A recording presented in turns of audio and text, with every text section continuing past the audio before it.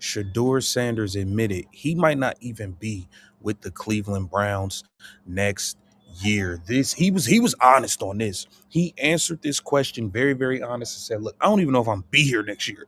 There's a lot of sabotage going on, all types of stuff. You know what I mean? So let's get into what Shedeur You Sanders have to focus on the next opponent. So like you could look at past notes and things, that's okay, but I think having a fresh set of eyes is The way this whole thing is unfolding around Shadur feels way heavier than a normal end-of-season talk. What came out wasn't hype, and it definitely wasn't packaged optimism. It was caution, straight up, and that says everything. Dylan was more professional, he was more ready, he was more NFL ready, all this shit. What is so sad, bro, is how much racism kept this man from playing snaps. I hope he get traded from Cleveland. I hope he requests a fucking trade at the end of the season, bro, after he'd improved all his worth. I pray to God the Lions get Shedeur Sanders, bro, because you want to know why the Browns do not deserve him. They're a racist, poverty-ass franchise that let old grandfathered in NFL good old boy rules. When a quarterback in that spot talks like that, people have to pause. It screams uncertainty, power shifts, and a future that's not locked in at all. This wasn't about next year dreams or fresh starts. It was Shadur admitting nothing is promised, not even tomorrow. That mindset doesn't come from comfort. It comes from knowing the ground can move at any moment. Things even promised for next year. Do you still not feel a commitment from the Browns about next year and you being the starter? Nah, I don't think it's about feeling a commitment. I don't think it's about anything of that. It's about controlling what you can control as a person, as a player. I think I have to do my part. You know, I think I have to do my part and, you know, get some wins. I think I have to do my part and play clean football. And Continue. Now, y'all know all week long we've been tracking here on the channel these offensive linemen doing weird and spooky things in the Shedeur Sanders department. One being not blocking, two being look like they want to sack Shadur. Now, with all of that being said, bro, people been breaking down Shedeur film, and in the process of them breaking down the damn film, we're noticing different things, like I said last video, with the offensive linemen. Now, The wildest part? He said it calm, cool, no drama. That calm tells you conversations are happening behind closed doors. Trust is shaky, and things inside the building aren't as solid as fans think. What's happening here isn't just about wins and losses anymore. It's about the environment Shadur is operating in. It's about whether growth is actually supported or quietly tangled up by things that never show up on a stat sheet. There's a real difference between healthy competition and outside interference.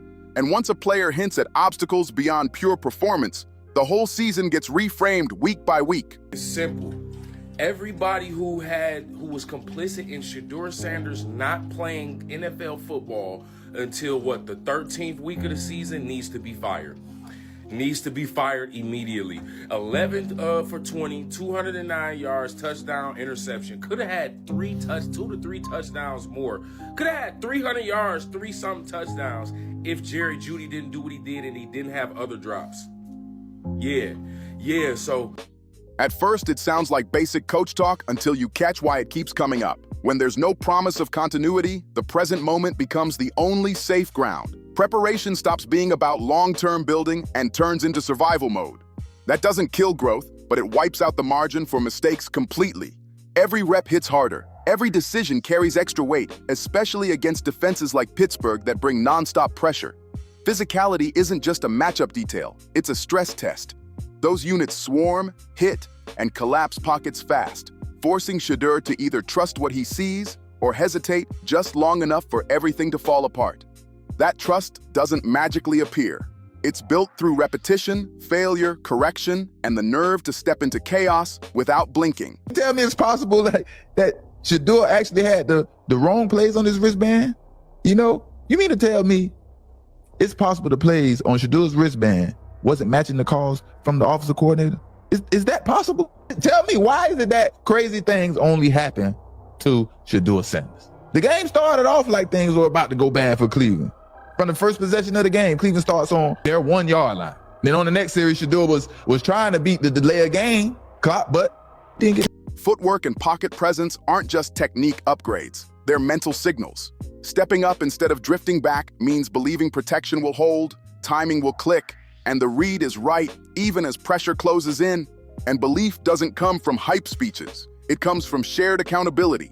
When that accountability feels uneven, trust gets shaky fast. There has been visible growth, though, and that didn't happen by accident. It came from locked-in prep, heavy film study, and learning to process speed without rushing decisions.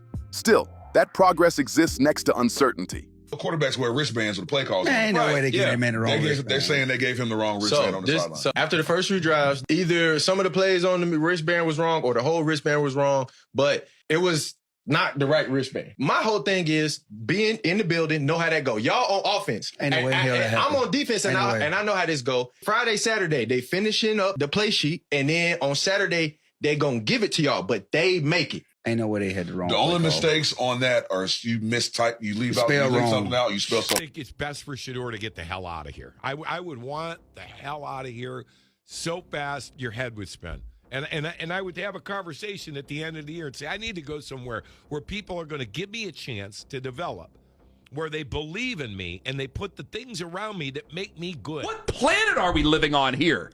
What planet are we living on that we just can't come to an agreement here that, yes, he's a very popular developmental quarterback and he may get the chance to start in 2026? Is that so effing hard? Development can happen in unstable settings, but it always costs more. The toll isn't just physical, it's mental. Being part of a tight rookie class adds another layer. Seeing teammates get recognition, even partial nods, shows the group is moving forward. But it also reminds everyone how temporary praise really is.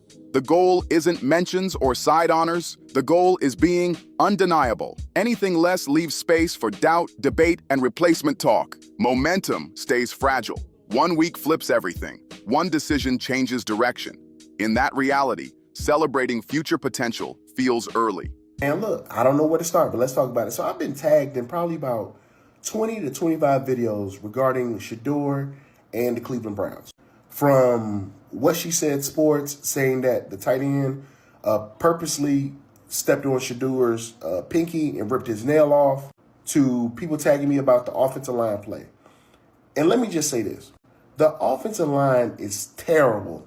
Terrible. But I also know they're not going to pick up another lineman. Execution right now is the only currency that matters. And trust from the head coach in clutch moments, that carries real weight, especially when the game is on the line. Fourth downs aren't just play calls, they're statements. One strong drive won't erase past mistakes, but it does flip the mood fast. Still, nothing sticks in this league unless you back it up again. What happened last week buys you nothing today, and nobody's handing out patience. This mindset isn't fear-driven, it's clarity. Roster spots, starting roles, and long-term plans shift fast, and not everything is in a player's control. That's why the focus stays locked on now. Growth comes from pressure, not comfort. The quarterback and the head coach and the offensive coordinator is like this. Yeah. Like no way you should have walked out there on that field with the wrong wristband. Ain't nothing you can tell me the Brown organization can say to tell me that y'all allowed this man to walk out with the wrong wristband. The person that leading your team out there on the field walk out there with the wrong wristband on. Getting tested by elite defenses forces real adjustments, and late-game confidence doesn't happen by accident. It comes from rhythm, trust, and preparation taking over when things get loud. That feeling is fragile, and it only survives through repetition and consistency. Any disruption, schematic or organizational, can shake it fast.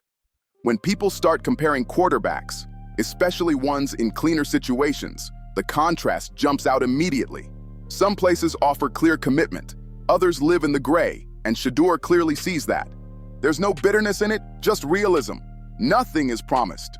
Control starts and ends with preparation and performance. Wins matter. Clean execution matters. Everything else is out of his hands. That clarity strips away illusions and locks the focus on responsibility. We'll let you know. They get paid way too much to get that man the wrong wristband. what I said. I don't believe that. So Shadur said that the wristband fell out. And He's such a good kid, he's going to have it back, bro. Exactly. because he's not going to throw nobody under the bus. Never. You see the situation and being in the building, a part of those situations like that, seeing this happen, bro. Like I said, it's every week since he's been the quarterback starting for that team. It's something new, a new situation that we've never seen before. Not from his side, from the coach's side. That we've never seen before. Rivalries like games against Pittsburgh Steelers bring noise for fans. But for a quarterback proving himself, every opponent demands the same thing: preparation, execution, and adaptability. Motivation comes from within, not handed down. Winning matters, but one game doesn't flip the whole picture. Consistency does. How Shadur attacks every matchup shows how serious he is about his role.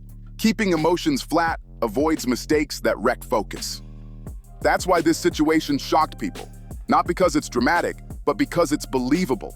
A young quarterback already thinking short-term in Cleveland Browns fits league patterns perfectly. Nothing here feels fake. It feels careful, calculated, and earned fast. When guarantees disappear, preparation becomes everything. The ground isn't solid, it's shifting, and that should make the organization think hard. For Shedeur Sanders, the road ahead isn't written in ink, and he's not pretending it is. What stands out is the refusal to live off assumptions. He's locked into the work, learning from mistakes, and staying grounded no matter what comes next. This isn't some loud exit tease. It's quieter than that, and way more unsettling. It's the calm understanding that the door is open and nothing on the other side is promised. They're just going to rock with who they have.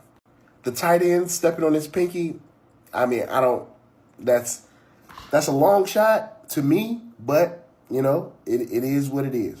And I know a lot of y'all just hate Shadur. Y'all hate him because of his name. Y'all hate him because he smiles too much. Y'all hate because he gives the correct answers. Y'all just dislike him.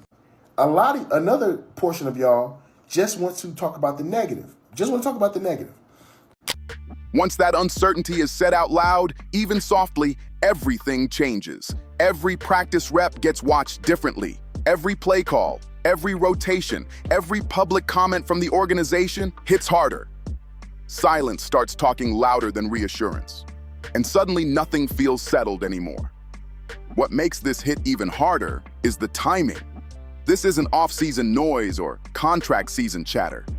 Games are still being played. Evaluations are happening live. Normally, quarterbacks are shielded from this kind of fog. Teams like to project confidence, even when debates are happening behind closed doors. When that image cracks, it tells you alignment isn't fully there. That alignment between coaching vision, front office strategy, and player development is fragile. Once it's strained, it takes real effort to fix. And once a storyline like this gets rolling, it feeds itself. Media questions stack up, fan debates get louder, every incomplete pass gets tied to stability, every strong drive sparks arguments about whether it's enough. That kind of environment can harden you or push you out faster. What really separates Shadur here is mindset. There's no victim angle, no sympathy grab, no complaints. It's all responsibility and control. That doesn't erase frustration, but it redirects it straight into preparation and execution. That mentality is usually what decides who survives transitions and who disappears in them. From the organization's side, this is a crossroads. Keeping things vague might protect flexibility, but it chips away at trust. And trust isn't just about believing in talent, it's about believing in intent. Players want to know if development is real or just a temporary test run. That's why this moment matters. The conversation isn't only about growth inside Cleveland Browns anymore. It's about agency, timing, and being ready for whatever comes next. And that's what makes this story so gripping. Not shock value, but consequences. In a league obsessed with certainty, admitting uncertainty might be the most honest move of all.